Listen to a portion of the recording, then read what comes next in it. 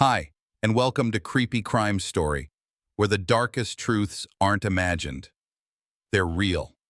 St. Johns County, Florida. September 2nd, 2010.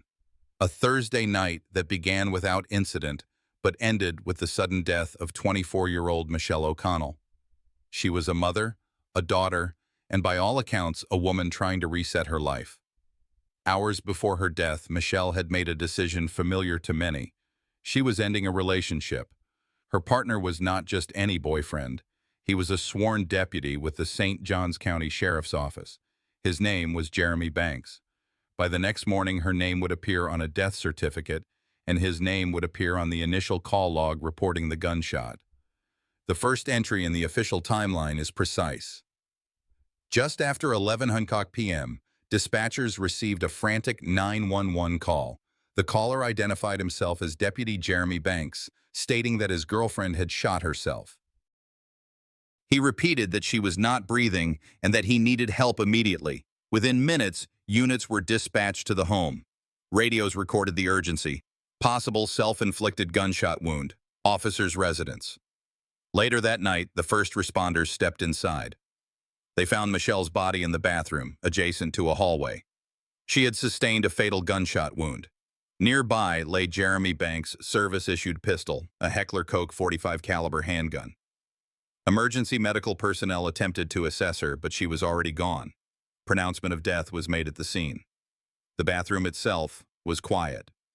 Deputies noted an orderly space. No forced entry, no ransacked rooms, no sign of third-party intrusion.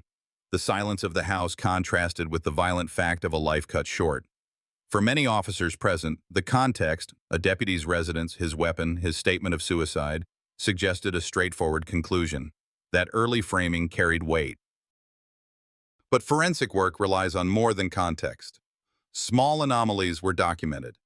The firearm's position in relation to Michelle's body did not perfectly align with standard expectations in a self-inflicted shooting.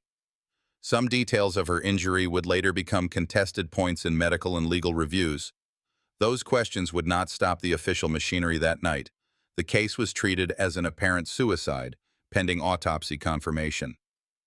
The chain of custody was initiated. The weapon was logged. The body transferred to the medical examiner's jurisdiction. In any suspicious death, the first hours matter. They shape the investigation, define the limits of what evidence is preserved, and can predetermine the narrative that follows. In Michelle's case, the timeline was compact. Call, arrival, pronouncement. Each step followed quickly, leaving little room for contradictions. The reports written that night reflect that compression.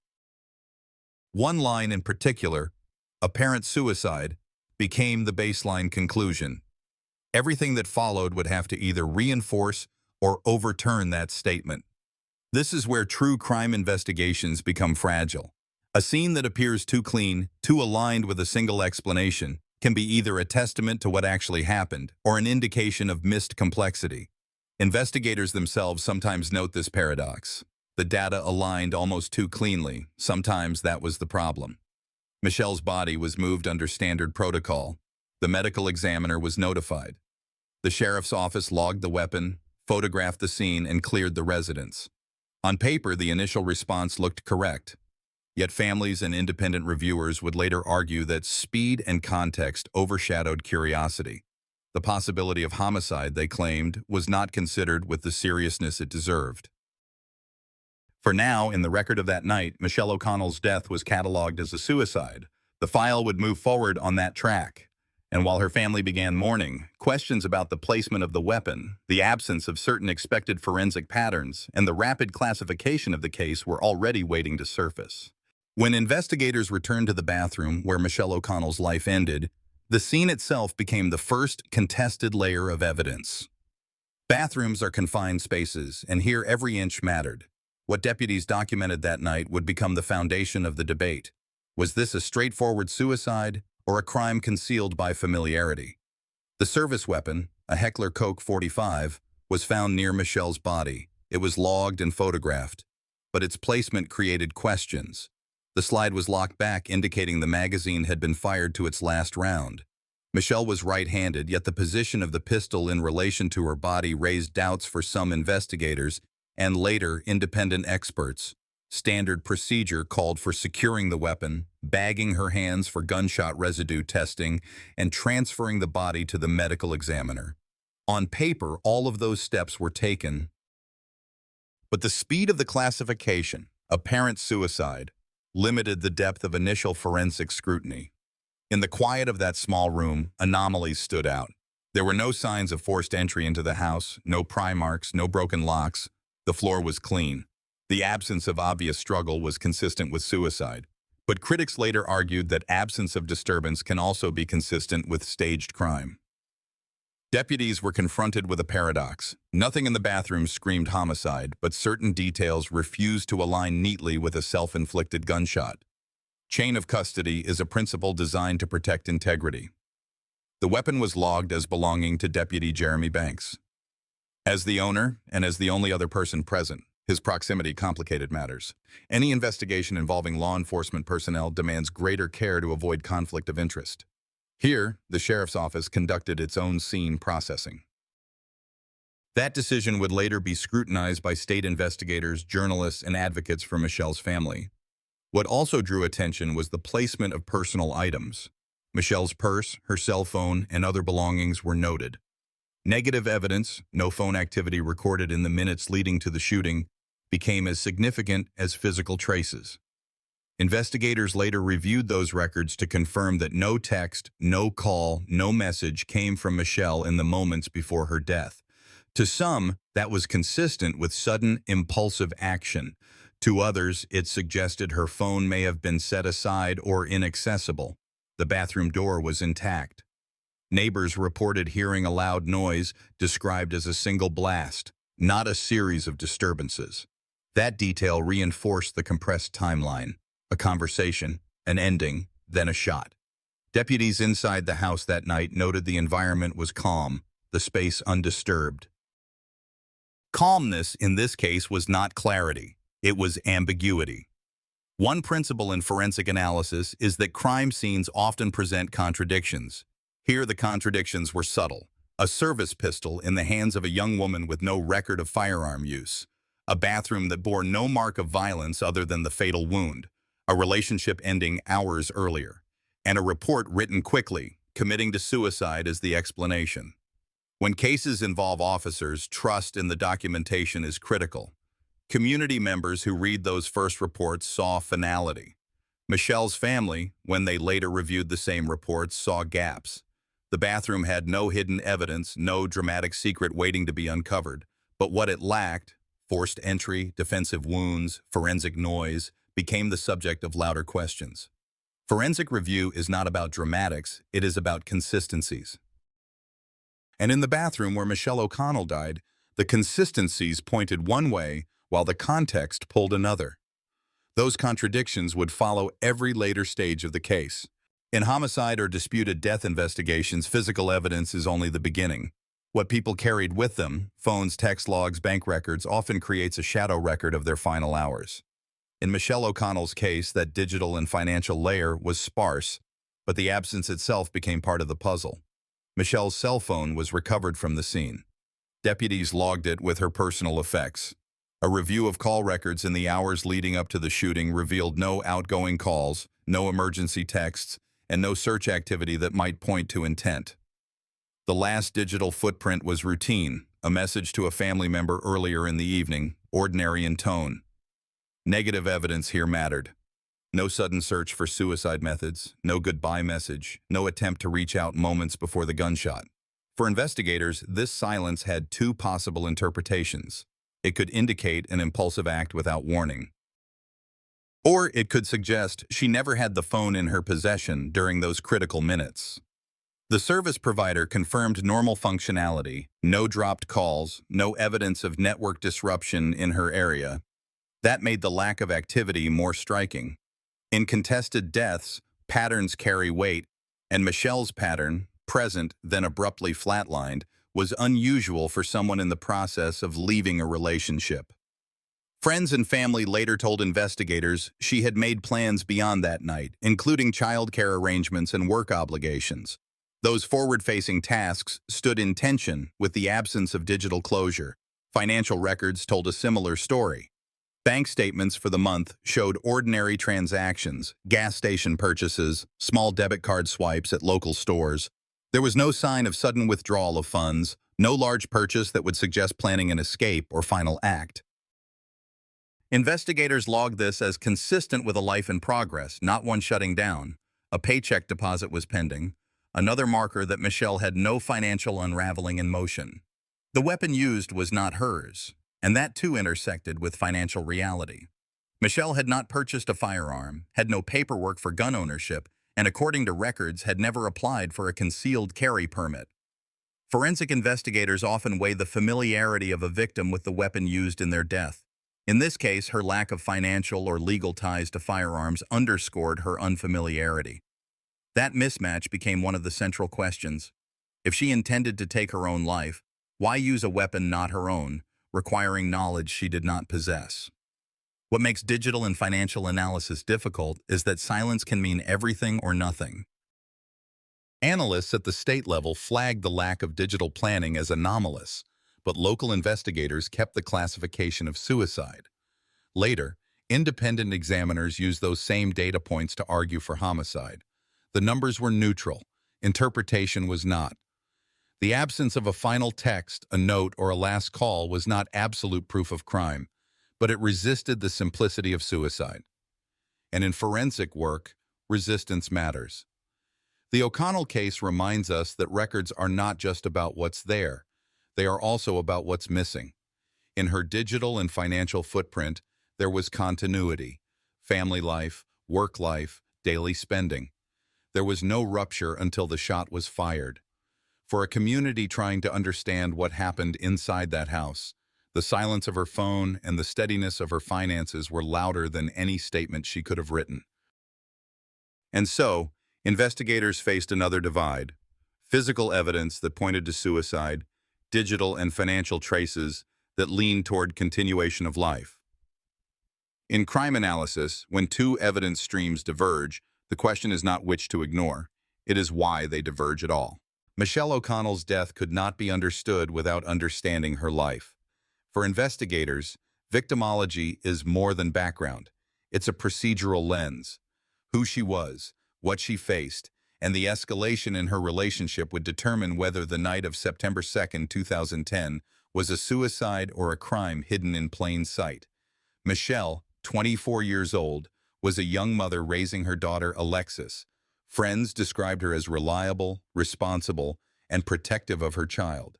She worked steady jobs, never accumulating major debt, never displaying the instability often seen in confirmed suicide cases. A basic review of her medical history showed no prescriptions for antidepressants, no prior psychiatric admissions, and no suicide attempts. Preliminary victimology painted a picture inconsistent with the self-inflicted gunshot explanation that came hours after her body was found.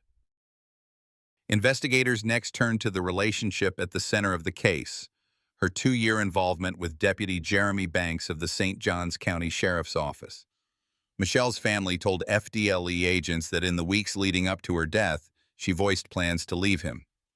On the very day she died, she had told friends and relatives that the relationship was over.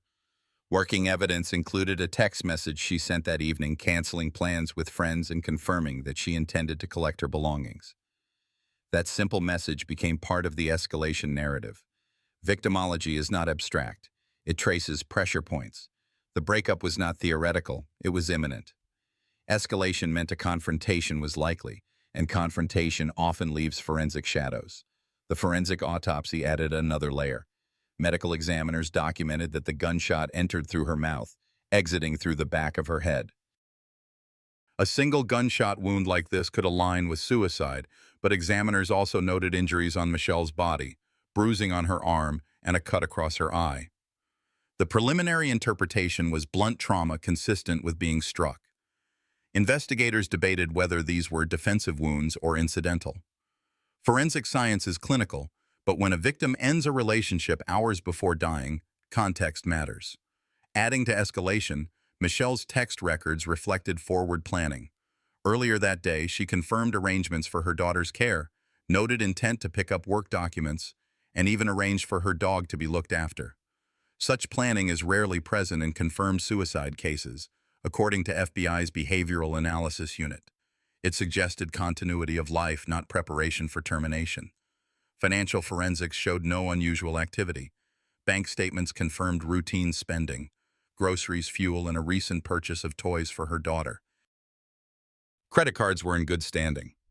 Investigators often look for telltale signs: withdrawals, sudden cash movements, or purchases of farewell items. None were present. This negative evidence strengthened the inconsistency. No financial markers of impending suicide. The escalation narrative extended beyond Michelle's behavior. Witness interviews revealed that she confided fears to her brother and close friends. She described tension with banks, alleging controlling behavior and prior incidents of aggression. While these statements are hearsay in court, in investigative victimology they are weighted as working evidence. Multiple sources, independent of each other, recalled Michelle warning that if anything happened to her, it wouldn't be an accident. That phrase is stark, chilling, and too specific to ignore. Investigators now had two colliding narratives. The official law enforcement position: Michelle shot herself with Banks's service weapon after an argument. The victimology-based narrative: Michelle was preparing for independence, vocal about leaving, and possibly threatened. Escalation tipped the balance of probability toward homicide or at least suspicious circumstances. Geography chain analysis also played into escalation. Michelle was last known alive at Banks's home, located in St. Augustine, Florida. She was not reported at other locations that night. There was no record of her attempting to leave the house after the breakup conversation. The movement pattern was locked to that residence, making the house itself the primary scene. Escalation occurs in confined spaces, and this was one such case. The escalation angle grew sharper when matched against response timelines. Michelle's brother Scott later reported that Michelle texted him hours earlier about her plans. That text was upbeat, not despairing. Within hours, she was dead. Sudden transition from future-oriented communication to suicide does occur in some cases, but FBI statistical crime analysis lists it as rare, often less than 15% of verified cases. Investigators mark such anomalies as quiet flags. Forensic escalation also considers weapon access. Michelle did not own a firearm. The Glock pistol used belonged to Banks, drawn from his department-issued gear. In suicide cases involving women, particularly those with no prior firearm handling, access to and use of a partner's duty weapon is statistically uncommon. That fact became working evidence for escalation. If she intended suicide, why choose his service gun, rather than methods more consistent with female suicide patterns documented nationwide? Layered over all of this was the question of control. Victimology showed Michelle's life narrowing into conflict. Friends reported she was becoming more vocal about independence, yet still entangled in a relationship with a man who carried both emotional authority and legal power. This imbalance is often present in intimate partner violence cases. In escalation modeling, the window of highest risk is the immediate period after announcing a breakup. That is precisely where Michelle's timeline ended. The escalation framework forced investigators, and later the public, to confront a basic question. Did Michelle O'Connell choose to end her life, or did escalation inside that home cross the line into crime? At the close of this chapter, one fact is clear. Victimology points to a young woman with strong future ties: her child, her job, her plans. Escalation shows rising tension in her final hours. Together, they undermine the simplicity of the suicide conclusion. When local law enforcement declared Michelle O'Connell's death a suicide, it closed the door on immediate criminal charges. But in cases involving an officer's home, an officer's weapon, and a young woman with no history of self-harm, other agencies took notice. Charging theory, the internal debate about whether a case meets the evidentiary threshold for prosecution, quickly collided with interagency politics. Florida's Department of Law Enforcement, FDLE, became the first external agency to review the file. Their role was not to retry facts, but to determine whether local investigators had missed or overlooked material evidence. In crime reviews like this, FDLE analysts begin with primary physical evidence: the weapon, the trajectory, and autopsy findings. Their task was to evaluate whether the evidence supported suicide beyond a reasonable doubt, or if reasonable doubt itself required escalation toward homicide suspicion. From the outset, FDLE agents flagged the control of the scene. Because Jeremy Banks was a sheriff's deputy, colleagues from his own agency responded first. That meant evidence collection, photography, and statements were handled by officers with a personal connection to the subject. Neutrality, in first response, is a cornerstone of charging theory. Here, neutrality was in question. FDLE's ballistic review confirmed the Glock service pistol discharged one round, consistent with the wound pattern. Gunshot residue testing revealed particles on Michelle's hands, but forensic scientists noted that secondary transfer could not be excluded. Handling the weapon or being near the discharge could explain the residue. That finding was marked as preliminary, not a definitive marker of suicide. The autopsy remained a pivot point. Independent pathologists consulted later concluded that the angle of the wound raised doubts. A right-handed woman shooting herself inside her mouth at a downward trajectory is statistically less common. FDLE analysts placed this observation into the working category of anomalous for suicide. In charging theory, anomalies accumulate into prosecutorial hesitation, or prosecutorial leverage. FDLE's interviews highlighted inconsistencies in Banks's 911 call. He reported the incident as a suicide, using definitive language before paramedics confirmed death. In charging debates, premature certainty from a first responder with personal involvement can be interpreted as consciousness of guilt. Alternatively, it can be explained as shock. The ambiguity became part of the state attorney's problem. No clear read, but enough uncertainty to raise suspicion. The interagency element grew when PBS Frontline and the New York Times published an investigative series in 2013.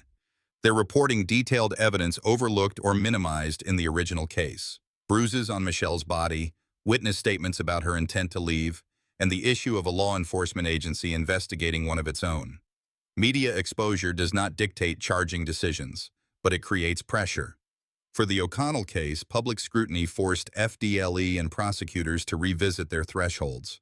Charging theory relies on three pillars: physical evidence, motive, and opportunity. Physical evidence was mixed, consistent with both suicide and homicide. Motive existed in the form of a breakup, tension, and Michelle's statements that she feared her partner. Opportunity was clear. She died in his house with his weapon. But motive and opportunity without conclusive physical markers make prosecution precarious. Interagency friction became visible when the state attorney's office reviewed FDLE's findings. Prosecutors declined to bring charges, citing insufficient evidence to prove homicide beyond a reasonable doubt. For Michelle's family, this was not an abstract legal phrase. It meant no indictment, no trial, and no opportunity for cross-examination in open court. For investigators, it highlighted the gap between suspicion and prosecutable crime. Cold case methodology kept the file open in public debate, even if legally dormant. Independent forensic experts re-examined the trajectory analysis, and private investigators conducted interviews with witnesses who felt ignored the first time. Some claimed Michelle had visible injuries from prior altercations. Others emphasized her forward planning for her daughter's future. These statements reinforced escalation theory, but did not yield new physical evidence admissible in court. Charging theory often collides with institutional preservation. Law enforcement agencies are reluctant to prosecute their own without overwhelming proof, fearing not only wrongful conviction but also erosion of public trust. In Michelle O'Connell's case, that paradox was inverted. Declining to charge created public distrust, as many believed the refusal was itself a shield for an insider. By 2015, the Department of Justice was petitioned to review the case under civil rights statutes. Federal prosecutors examined whether Michelle's death and the local handling of it constituted a deprivation of rights under color of law. No federal charges were filed. The DOJ review concluded that the evidence failed to meet the federal threshold of proving intentional deprivation of constitutional rights beyond a reasonable doubt, another dead end in the charging chain. Despite these decisions, victim advocacy groups cite the O'Connell case as a teaching file. Training seminars on intimate partner violence in law enforcement families now reference it as an example of risk factors overlooked. Escalation at the point of separation, control through a service weapon, and agency conflicts of interest are now cited in risk assessments. While not charges in court, these procedural shifts are charges in culture, signs that Michelle's case altered awareness, if not verdicts. As of 2025, 15 years later, no charges have been filed against Jeremy Banks or any other party in connection with Michelle's death. FDLE has never issued a retraction of its findings, and the state attorney's office stands by its declination. Families often describe such cases as open wounds, not closed files. Charging theory remains suspended between suspicion and legal finality. The interagency process in this case underscores a sobering truth. Not all suspicious deaths translate into prosecutions. Crime investigations can produce strong narratives of escalation and motive, yet fail in court because the forensic evidence allows for alternative explanations. In Michelle's case, the interagency reviews produced no consensus beyond the fact that doubt remains. The bridge to the next chapter is clear. Without charges, the only avenue left is the public forum, media, advocacy, and the enduring debate about whether justice requires more than what the law can prove. In the United States, most contested deaths move eventually into a courtroom, where evidence is tested in front of a jury. But in the case of Michelle O'Connell, the process never reached that stage. What unfolded instead was a procedural limbo, a cycle of reviews, referrals, and quiet closures. For investigators who approached the file later, this absence of a trial became a crucial part of the story itself. When Michelle died in St. Johns County in 2010, the official conclusion was immediate. Suicide by gunshot, using her boyfriend Deputy Jeremy Banks's service weapon. That determination carried weight. In Florida, once the medical examiner labels a death a suicide, law enforcement typically closes its criminal file unless compelling contradictory evidence appears. Here, the first anomaly surfaced.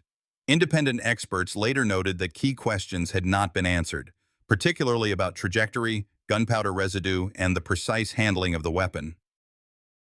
Those unanswered questions never received their day in court. From the family's perspective, the lack of a trial felt like a second loss. They sought an outside investigation, and eventually, the Florida Department of Law Enforcement took a preliminary review. FDLE agents interviewed witnesses, reviewed autopsy photographs, and examined the weapon. Their working notes acknowledged unresolved inconsistencies. Still, prosecutors declined to file charges. The official explanation was that the evidence, while troubling, did not meet the standard of proof beyond a reasonable doubt. In the language of criminal procedure, that meant the case could not move forward. In the language of the family, it meant justice was inaccessible. The decision carried long-term effects. Without a charging document, no adversarial process occurred. Witness statements, like those describing Michelle's fear of Banks in the days before her death, were never tested under oath in a courtroom. Cross-examination, the mechanism that often exposes contradictions, never took place. This absence shaped the public's understanding of the crime. For viewers today, that gap is striking. A death in a deputy's home, a weapon issued by the sheriff's office, and yet no trial, no verdict. Legal analysts who reviewed the case pointed to a structural problem: the proximity between the investigating agency and the subject of the investigation. Banks was not only a boyfriend, he was a sworn officer in the same jurisdiction. That overlap raised the appearance of conflict. Critics argued that only a full transfer to an independent prosecutor could have removed doubt. Instead, the file passed between local officials and state-level reviewers, each step reducing the likelihood of a courtroom test. The autopsy report itself became a central point of dispute. One pathologist stood by suicide, citing the position of the wound. Another expert, consulted later, questioned whether the angle was consistent with self-infliction. In a trial, both would have testified, and a jury would have weighed credibility. In the absence of trial, both views coexisted in parallel, leaving the narrative fractured. That fracture still defines the case today. Forensic review also flagged the absence of fingerprints on the weapon as a quiet anomaly. Preliminary testing suggested no usable prints, which investigators sometimes interpret as neutral. But defense attorneys in other cases have used that absence to argue tampering. Again, this question never reached a jury, leaving interpretation suspended. Procedurally, prosecutors in Florida exercise wide discretion. In this file, discretion meant closure. To the O'Connell family, it looked like silence. They organized rallies, pressed legislators, and sought federal review. National media outlets, including PBS and the New York Times, documented their struggle. The coverage highlighted how crime investigations involving officers often end without trial. That pattern, for many viewers, was the most disturbing evidence of all. From a law enforcement perspective, some officials defended the outcome. They emphasized that evidence of suicide, Michelle's reported emotional state, the weapon source, the lack of forced entry, aligned with the initial conclusion. They noted that juries expect certainty and that an acquittal after trial could have closed the case even more firmly. But that argument left families and advocates unsatisfied. To them, a trial was not about guarantee of conviction, but about transparency. It was the arena where conflicting evidence would be exposed to the light. This is where the narrative of Michelle O'Connell's case departs from many others in the true crime genre.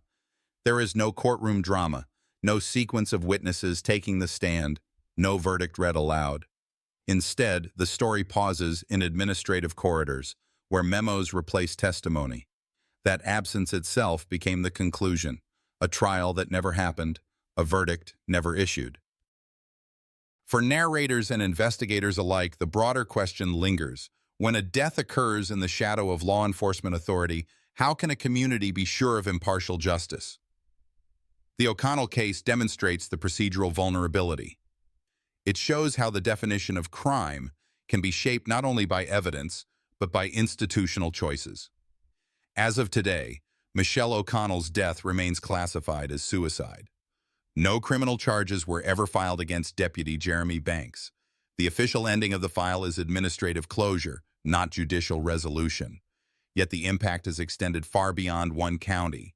For families following similar cases, this story stands as both warning and rallying point. In closing, the Michelle O'Connell case underscores the stark reality.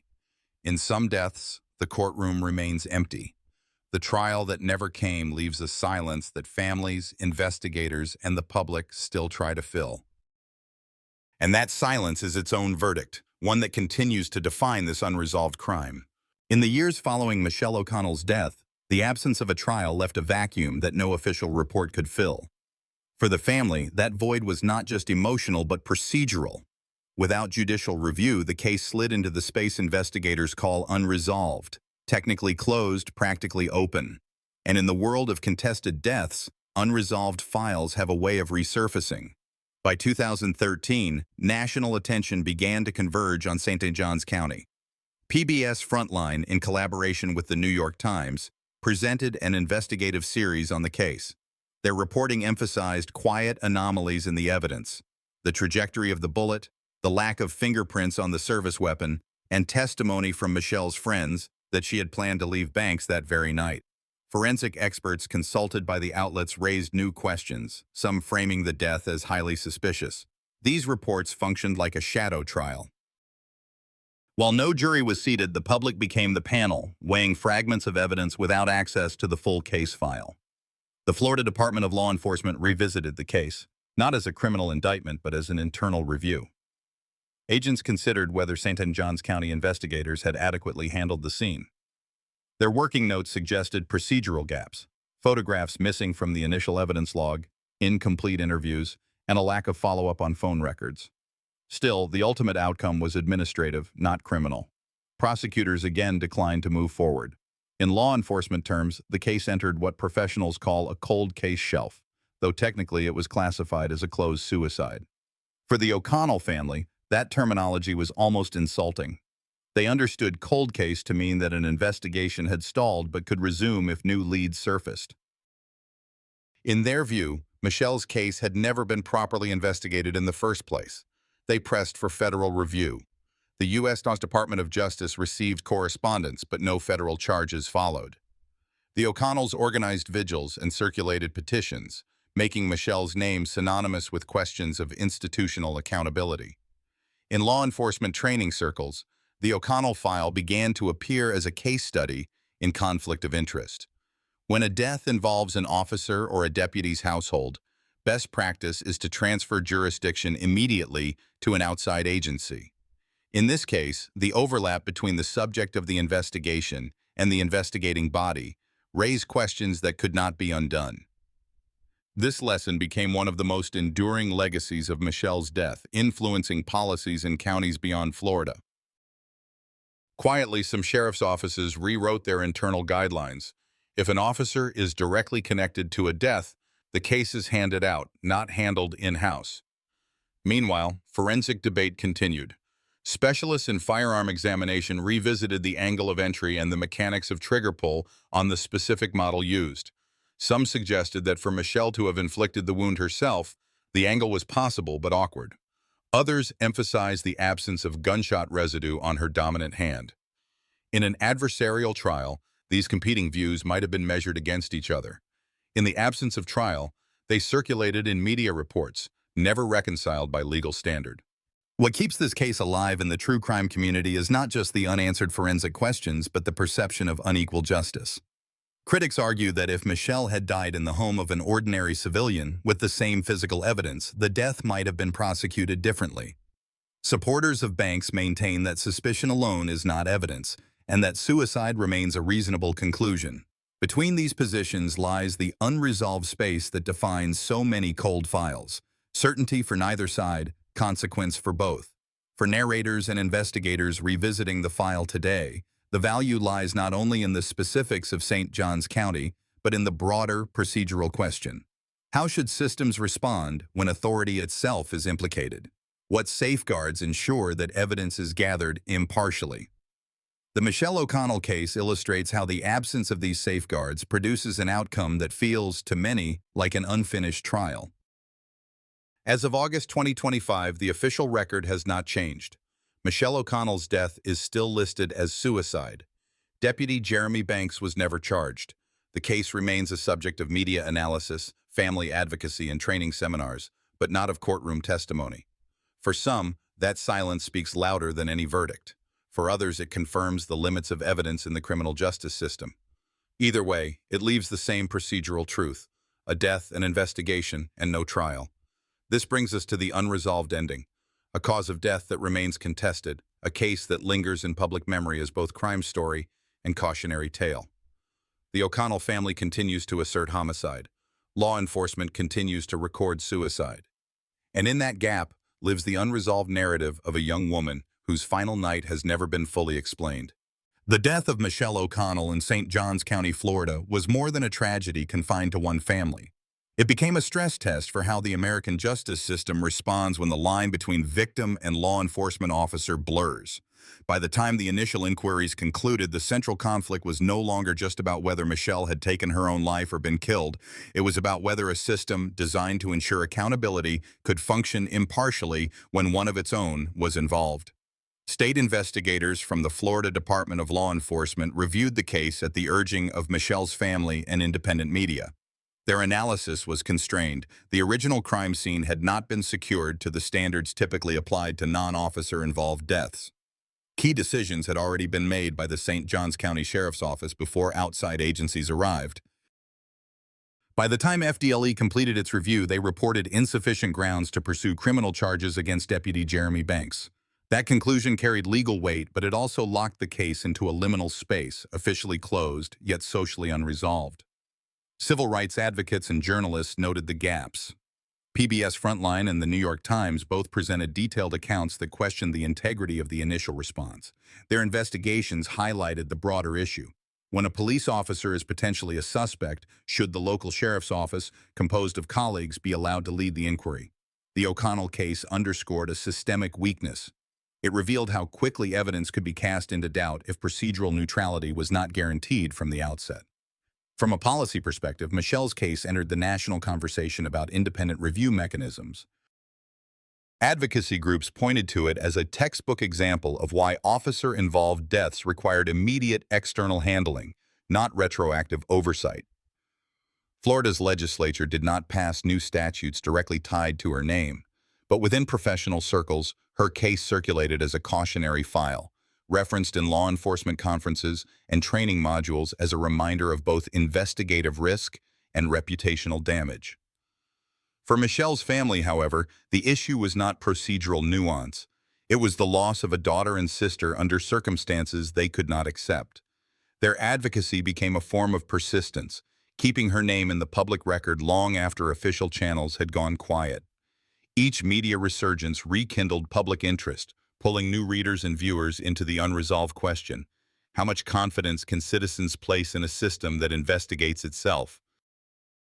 Even in 2025, 15 years later, the case remains a point of reference for communities confronting similar conflicts. When a death is ruled suicide but contested as possible homicide, and when the alleged suspect carries a badge, the O'Connell case is inevitably mentioned. It functions as a precedent, not in a courtroom sense, but in public memory, of what can happen when procedure, perception, and personal tragedy collide. The unresolved nature of Michelle O'Connell's death leaves a vacuum. The official record states suicide, yet the dissenting voices include not only family but also independent experts who reviewed the files. That dissonance is where the case lives today, not in an archive but in the ongoing debate about transparency, accountability, and how much scrutiny law enforcement should accept when the boundaries of crime and policy overlap. The final word belongs to the record itself. It is a record that closes on paper but not in public conscience, a record that reinforces why true crime is not just entertainment but also a mirror of institutional trust. Cause of death remains officially ruled as suicide, though contested. This case report stands as a reminder. Some crimes leave no courtroom resolution, only the enduring question of what justice should look like when the system itself is under examination. As I close this story, I want to step back and share one last thought. Not as an investigator, but as someone who has walked you through every moment of this case. Stories like Michelle O'Connell's remind us that behind every headline is a family asking for fairness, and a community weighing how much trust it can place in the system meant to protect them. The lesson is simple, yet difficult. Accountability must never bend under the weight of power, and justice should never be conditional on who holds the badge. For all of us, it is a call to stay informed, to ask hard questions, and to care enough about truth that silence never becomes the easy choice. What do you believe justice should look like in cases where the official version is contested? I'd love to hear your perspective. Share your thoughts in the comments and let me know where you're watching from. And if this video spoke to you, if it made you think or feel in ways that matter, then subscribe to this channel so you don't miss the next story. Together, we can keep examining the realities of crime, justice, and accountability one case at a time.